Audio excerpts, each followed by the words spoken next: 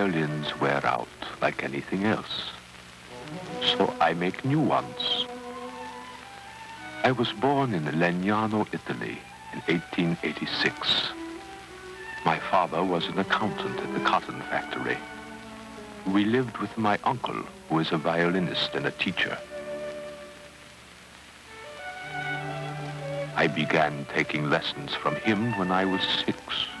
I was pretty good, and he used to take me around to show the parents of prospective students what a good teacher he was.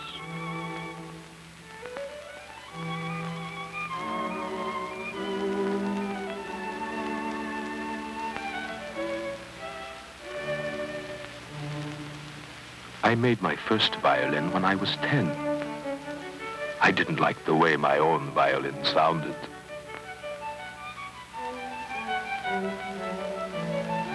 My father entered me in the conservatory in that same year. He wanted me to be a violinist, but I wanted to be a painter. The trouble with machine-made violins is the trouble with the machine in general. Machines have no brains, no souls. At the conservatory, I won the only scholarship. Toscanini used to come to conduct the conservatory orchestra. One day he came over and sat down next to me. I was the youngest in the orchestra. He asked me if I enjoyed playing the violin. Naturally, I said yes.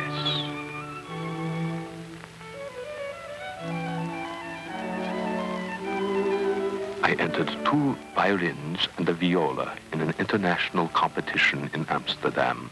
I won a diploma for each instrument. I was the only one in America. After I graduated from the conservatory, the Symphony of Nice hired me as concertmaster. We played on a large pier. During the war, the Germans blew it up. The symphony job lasted about a year. At that time, I was unhappy about a love affair, so I took the boat and I came to New York. I was there for 2 months looking for work, and on New Year's Eve, they hired me to play at the Hotel Astor. It had just opened at that time, 1909. Teddy Roosevelt was there that first night. He had such a high-timbered voice. I met my wife in New York. She was a secretary and spoke several languages: Italian, French, English, and Spanish. We have been happily married for over 50 years.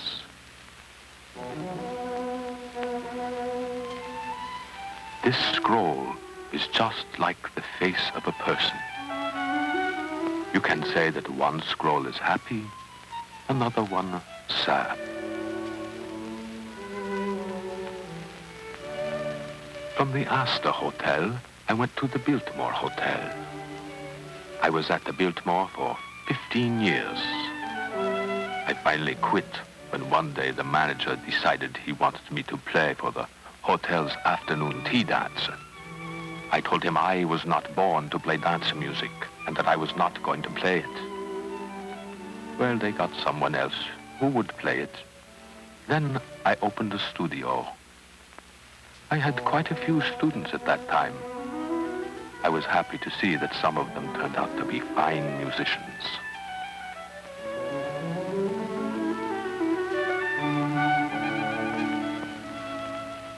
Then the talkies came in, and that was the end of live music at the movies. Well, parents didn't want their children to grow up and become unemployed musicians, and they stopped the lessons. I couldn't support my family on the few students who were left.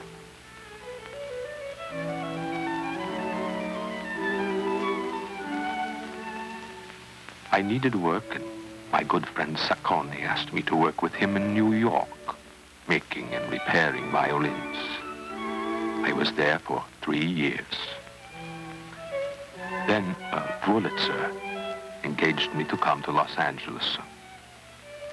California seemed so far, and I didn't want to go there. But a friend told me that California was God's country. Well, I did come. My wife and my 2 sons joined me. I worked in this shop for 22 years.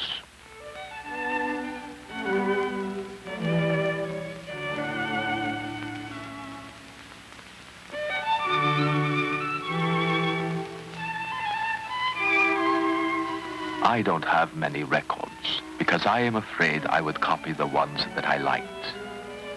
But there is nothing wrong with taking something good from somebody else. The problem is in knowing good from bad. Why, I make copies of great violins, but I also make some of my own design. But you don't want to be a copy. You want to be an individual. It's better to keep your own interpretation. Wrong or right, it is your own. So someday, when I'm dead, somebody, a connoisseur, will say, "Oh, this is a Frosali." It already happened. A violin maker was shown one of my instruments, and he said, "Oh, this is a Frosali." I was in quite a few Hollywood musicals, but I was always a little out of focus, or just one in a crowd.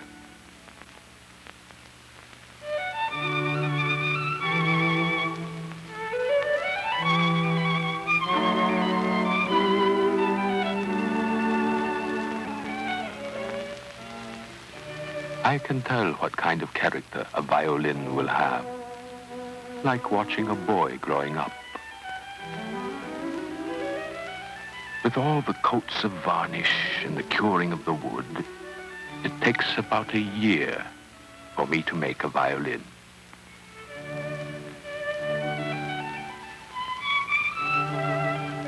Many musicians have praised my work.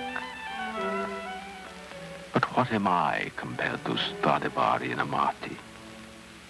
I feel like a mosquito, so humble before their work.